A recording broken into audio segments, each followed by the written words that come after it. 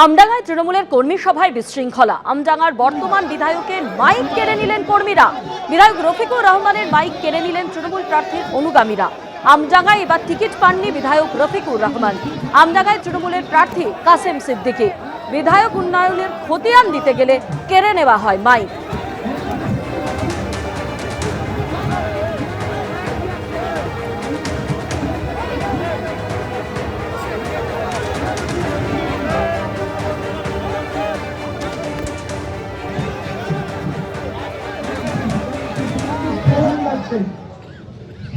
প্রার্থী হয়েছে 10 দিন আগে, নদীর এলাকায় ঘুরেছে, যে সমস্ত বক্তব্য উনি রেখেছেন আমি ওনাকে খারাপ বলছি না। রাজনীতিতে নতুন, উনি ধর্মীয় মানুষ, রাজনীতি করেন না।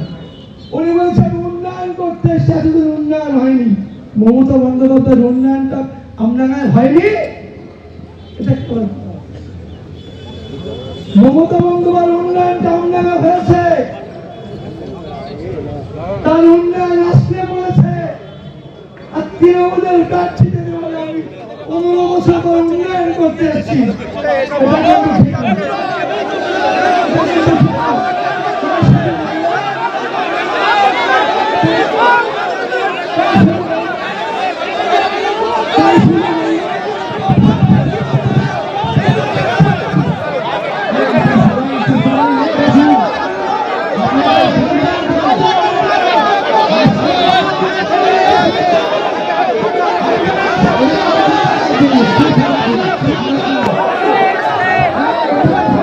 আর এবার বাসন্তীর ছবি রাখবো আপনাদের সামনে, যেখানে বিজেপির প্রচারের সময় একেবারে তৃণমূলের বিরুদ্ধে হামলার অভিযোগ সামনে আসে।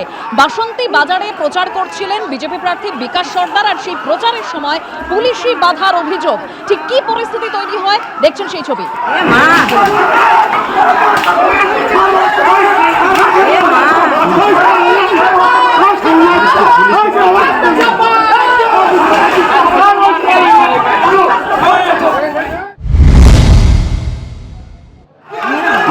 দেখি মেরাই ফেলে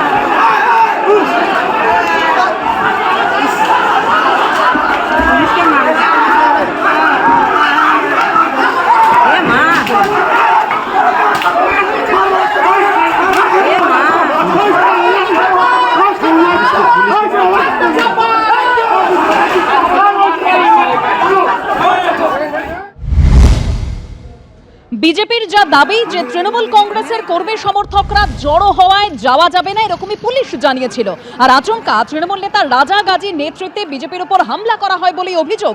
পুলিশের সামনেই লাঠি বাঁশ নিয়ে হামলার অভিযোগ তৃণমূলের বিরুদ্ধে। তৃণমূলের মারে পুলিশের পর্যন্ত মাথা ফেটে যায়, অর্থাৎ আহত হন পুলিশ কর্মীরা। বিজেপির উপর হামলার অভিযোগ, আর এই অভিযোগ তৃণমূলের বিরুদ্ধে। আর এই পরিস্থিতিতে কোনো ক্রমে এলাকা ত্যাগ বিজেপি কর্মী সমর্থকদের। কি কারণে এই পরিস্থিতির সৃষ্টি হলো আর এখনই বা এলাকার কি পরিস্থিতি আমরা জানবো। সরাসরি আমাদের প্রতিনিধি হিন্দল দে রয়েছেন। হিন্দল, একেবারে দেখো, এই পরিস্থিতির সূত্রপাত যেটা বিজেপির তরফ থেকে অভিযোগ করা হচ্ছে যে আগে থেকেই পূর্ব ঘোষিত এই তাদের এই প্রচার ছিল এবং বিজেপির তরফ থেকে সেই প্রচার করা হচ্ছিল। বেলা 1টা নাগাদ বাসন্তী বাজারে বিজেপি যিনি প্রার্থী হয়েছেন বিকাশ সর্দার এবং বিজেপি কর্মী সমর্থকেরা যখন প্রচার সারেন, প্রচার সারতে সারতে আবারও তারা যখন বাসন্তী বাজারের পিছন দিকে ফিরে আসেন, অর্থাৎ যেখান থেকে তারা শুরু করেছিলেন, সেই সময় কিন্তু বাসন্তী থানার পুলিশের পক্ষ থেকে বলা হয় এদিকে যাওয়া যাবে না। তখন বিজেপি প্রার্থী জিজ্ঞেস করেন কেন যাওয়া যাবে না, তাদের প্রচার তারা জনসংযোগ তারা করবেনি। তখন পুলিশের তরফ থেকে বলা হয় যে সেখানে তৃণমূল কংগ্রেস কর্মী সমর্থকরা জড়ো হয়েছে, একটা গণ্ডগোলের পরিস্থিতি তৈরি হতে পারে, আইন শৃঙ্খলার অবনতি হতে পারে, সেই কারণে যাওয়া যাবে না। এই আলোচনা যখন চলছে এবং প্রচারের কাজ তখন বিজেপি কর্মী সমর্থকেরা করবেন, সেই পরিস্থিতিতে আচমকাই তৃণমূল কংগ্রেস কর্মী সমর্থকেরা তারা কিন্তু হামলা চালায়, তেমনটাই অভিযোগ। এবং সেই হামলা চলতে থাকা, যখনই হামলা হয় তখনই কিন্তু যে যার মতো বিজেপি কর্মী সমর্থক প্রার্থীকে নিয়ে সেখান থেকে এলাকা ত্যাগ করেন। এবং এই পরিস্থিতিতে কোনো রকমে যে কজন পুলিশ কর্মী ছিলেন তারা কিন্তু পরিস্থিতি সামাল দেওয়ার চেষ্টা করলে তৃণমূল কংগ্রেস কর্মী সমর্থকদের হাতে তারা বেধড়ক মারধর খান এবং বেশ কয়েকজন পুলিশ কর্মীর মাথা ফেটে গিয়েছে। এবং যে ফুটেজ দেখা যাচ্ছে সেই ফুটেজেও কিন্তু দেখা যাচ্ছে যে পুলিশ কর্মীকে মারধর করা হচ্ছে রাস্তায় ফেলে। এই যে গোটা পরিস্থিতিতে কেন্দ্রীয় বাহিনীর জওয়ানদের কিন্তু দেখা পাওয়া যায়নি এবং পুলিশ যে কার্যত প্রায় অসহায় পরিস্থিতিতে পড়ে গিয়েছিল সেটাও কিন্তু অভিযোগ করা হচ্ছে।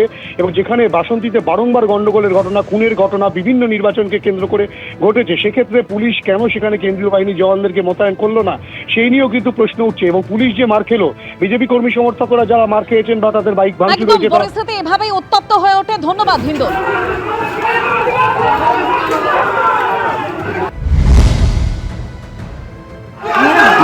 দেখি মেরেই ফেললে।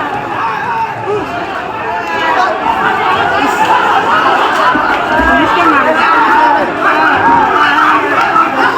এ মা। বিজেপির প্রচারের সময় তৃণমূলের বিরুদ্ধে হামলার অভিযোগ এবং সেই ঘটনা ঘটে যাওয়ার পর এলাকায় পুলিশের তরফে রুট মার্চ করা হয়, সেই ছবি আপনারা দেখছেন। আর এইখান থেকেই প্রশ্ন উঠছে যে কেন্দ্রীয় বাহিনী থাকা সত্ত্বেও কেন এলাকায় ব্যবহার করা হলো না? যদি ব্যবহার করা হতো তাহলে এই উত্তপ্ত পরিস্থিতি এড়ানো যেত।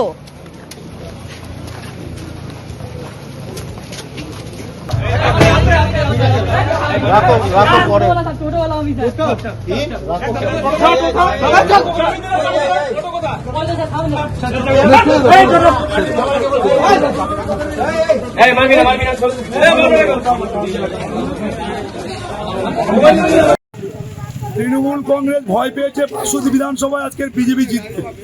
জনগণের আশীর্বাদ নিতে আমরা জনসংযোগ প্রক্রিয়া করছি।